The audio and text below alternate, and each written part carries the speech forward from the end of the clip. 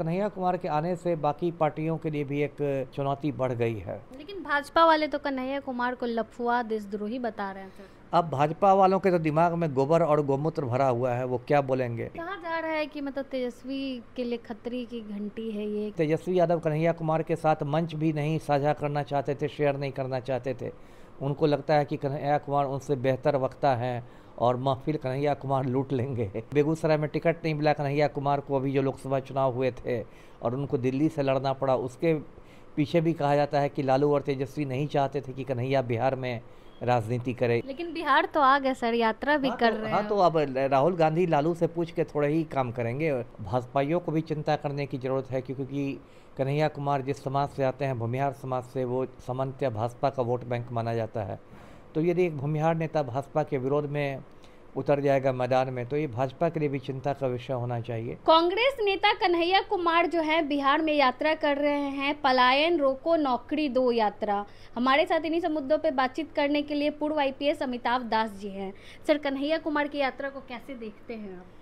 ये सही कहा आपने। देखिए, ये डॉक्टर कन्हैया कुमार जो हैं, इन्हें मैं बिहार के अच्छे नेताओं में एक मानता हूँ, और इनके बारे में दर्शकों को ज़रा बता दूँ। ये बेगूसराय के बीहट के रहने वाले हैं, अगड़ी जाति से आते हैं, और ये जो जेएनयू है दिल्ली में, जवाहरलाल नेहरू विश्वविद्यालय, वहाँ के छात्र संघ के अध्यक्ष हुआ करते थे, और इनको झूठे मामलों में फंसाकर तिहाड़ जेल भेज दिया गया था, और उसी के बाद इनकी एक राष्ट्रीय पहचान बनी। मैंने इनकी आत्मकथा भी पढ़ी है, फ्रॉम बिहार टू तिहाड़, हर किसी को पढ़नी चाहिए, अच्छी किताब है। और पहले ये भारतीय कम्युनिस्ट पार्टी में थे, बाद में ये कांग्रेस में आ गए, और राहुल गांधी के करीबियों में इनकी गिनती होती है। राहुल गांधी जो 1-2 साल पहले भारत जोड़ो यात्रा की थी, उसमें ये से कन्याकुमारी से कश्मीर तक लगातार राहुल गांधी के साथ रहे थे, और 2 बार चुनाव भी लड़ चुके हैं, एक बार बेगूसराय से, एक बार दिल्ली से। ऐसे दोनों बार ये हार गए डॉक्टर कन्हैया कुमार, लेकिन मतलब इन्होंने अच्छी टक्कर दी, और एक मतलब ओजस्वी वक्ता है, साफ़ सुथरी छवि है, युवा है, तो बहुत सारी चीज़ें इनके पक्ष में हैं। और बिहार में सभी जानते हैं कि 8 महीने बाद चुनाव होने वाले हैं, तो कांग्रेस गंभीरता से बिहार को ले रही है। बिहार हिंदी पट्टी का एक महत्वपूर्ण राज्य है, इसलिए कांग्रेस ने अभी अपना प्रभारी भी बदला है। अभी कृष्ण अल्लावरू को भेजा है प्रभारी बना के, वो भी थोड़ा आक्रामक दिखाई दे रहे हैं। और डॉक्टर कन्हैया कुमार बिहार में यात्रा कर रहे हैं, जो पलायन और नौकरी के मुद्दे पर है। तो देखिए, इस यात्रा का इसलिए मैं स्वागत करता हूं कि ये जो मुद्दा है, ये बिहार का ज्वलंत मुद्दा है, आम लोगों से जुड़ा हुआ मुद्दा है। ऐसे भाजपा वाले तो आलतू फालतू मुद्दों में देश को उलझाए रखना चाहते हैं, हिंदू मुसलमान, मंदिर मस्जिद के नीचे शिवलिंग खोजो, ये करो वो करो। लेकिन ये जो मुद्दा है, ये बड़ा मुद्दा है। और देखिए, बिहार में जो आम युवा जो है, वो बहुत ज़्यादा हताशा की स्थिति में है। बिहार में देखिए, कोई भी परीक्षा जो है वो ईमानदारी से नहीं हो पाती है। 2-3 महीने से देख रहे हैं आप, 70वीं बीपीएससी को ही लेकर ही हज़ारों लड़के लड़कियां सड़कों पर हैं। दिसंबर में 3-3 बार उन पर लाठीचार्ज हुए। सिपाही भर्ती होती है, उसका पेपर लीक हो जाता है। शिक्षक भर्ती होती है, उसका पेपर लीक हो जाता है। तो कहीं ना कहीं युवा जो है बहुत हताश हो गया, और वो खुद को ठगा हुआ महसूस कर रहा है। तो यदि इस मुद्दे को लेकर कन्हैया कुमार आए हैं, तो एक अच्छी बात है। और कन्हैया कुमार के आने से बाकी पार्टियों के लिए भी एक, आप कह सकते हैं, एक चुनौती बढ़ गई है। कहा जा रहा है तेजस्वी के लिए बहुत बड़ी मुसीबत है। सबके लिए मुसीबत है, क्योंकि तेजस्वी के लिए तो है ही, और बाकी जो है नेता, मान लीजिए चिराग पासवान भी युवा अपना चेहरा के रूप में प्रस्तुत करते हैं, बिहारी फर्स्ट की बात करते हैं, तो उनके लिए भी एक चुनौती की बात है। या प्रशांत किशोर ने लगातार अपने भाषणों में पलायन को केंद्र का मुद्दा बनाया हुआ है, मेन मुद्दा बनाया हुआ है। तो अब पलायन का मुद्दा डॉक्टर कन्हैया कुमार ने भी उठा दिया है, तो प्रशांत किशोर की भी चिंता बढ़ेगी। भाजपाइयों को भी चिंता करने की ज़रूरत है, क्योंकि कन्हैया कुमार जिस समाज से आते हैं, भूमिहार समाज से, वो सामान्यतः भाजपा का वोट बैंक माना जाता है। तो यदि एक भूमिहार नेता भाजपा के विरोध में उतर जाएगा मैदान में, तो ये भाजपा के लिए भी चिंता का विषय होना चाहिए।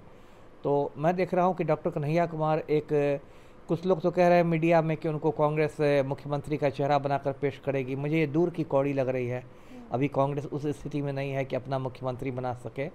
हाँ, एक बात ज़रूर है कि डॉक्टर कन्हैया कुमार को कांग्रेस स्टार प्रचारक बना के ज़रूर उतारेगी, और अभी जो उनकी यात्रा चल रही है उसी कवायद का एक हिस्सा है। जी, कहा जा रहा है कि मतलब तेजस्वी के लिए खतरे की घंटी है ये, क्योंकि कन्हैया उनसे ज़्यादा जी, बिल्कुल है। देखिए, तेजस्वी इसलिए थोड़ा, कन्हैया दोनों महागठबंधन में है, राजद और कांग्रेस दोनों, और इसलिए तेजस्वी यादव को लगता है, कई बार वो कन्हैया कुमार के साथ मंच भी नहीं साझा करना चाहते थे, शेयर नहीं करना चाहते थे।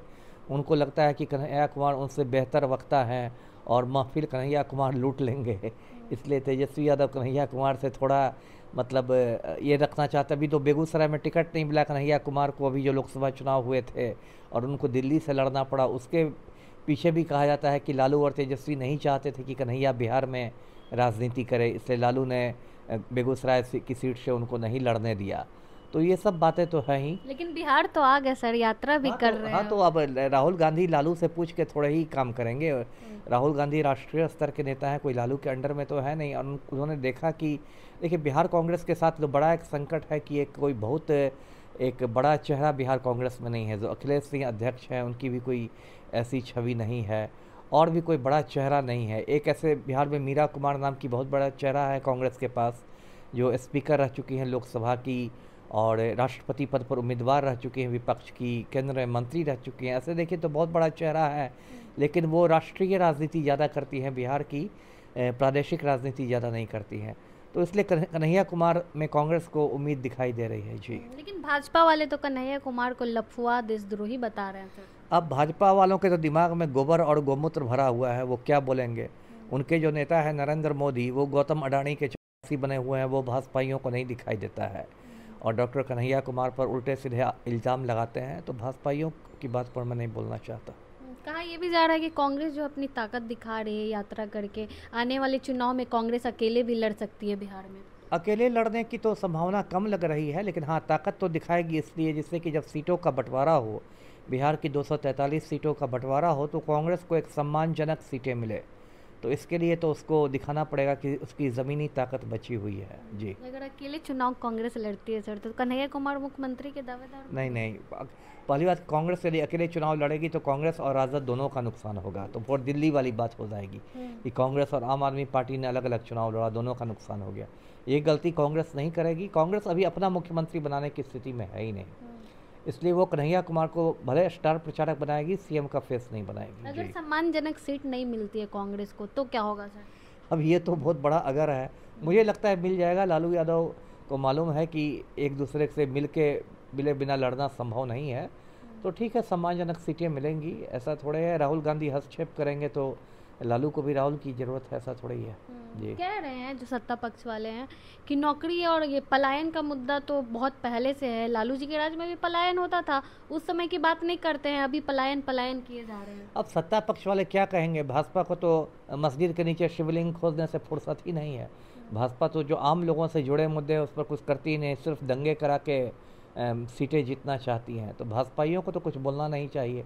और पलटू राम तो खैर पलटू राम ही, उनकी तो ऐसी हालत पतली हो गई है कि अब अपने बेटे को राजनीति में लाने के लिए मजबूर हो गए। जी, बिहार की कानून व्यवस्था को लेकर क्या बोलेंगे, क्योंकि सदन में लगातार विपक्षी पार्टियां जो है हंगामा कर रही है। कानून व्यवस्था की स्थिति तो बहुत ये खराब हो गई है। अभी देखिए 2 दिनों के अंदर 2 पुलिस अधिकारियों की हत्या हुई।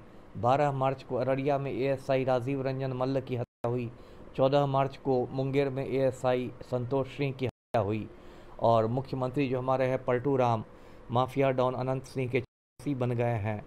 और बिहार में ये स्थिति है। ये भाजपा के वरिष्ठ नेता हैं सुनील पांडे, इनका बेटा तरारी से विधायक है भाजपा का। ये सुनील पांडे AK-47 जैसा प्रतिबंधित हथियार लेके घूम रहा है। बिहार में राजू सिंह नाम के खिलाड़ी को माननीय पर्यटन मंत्री बना दिया गया है।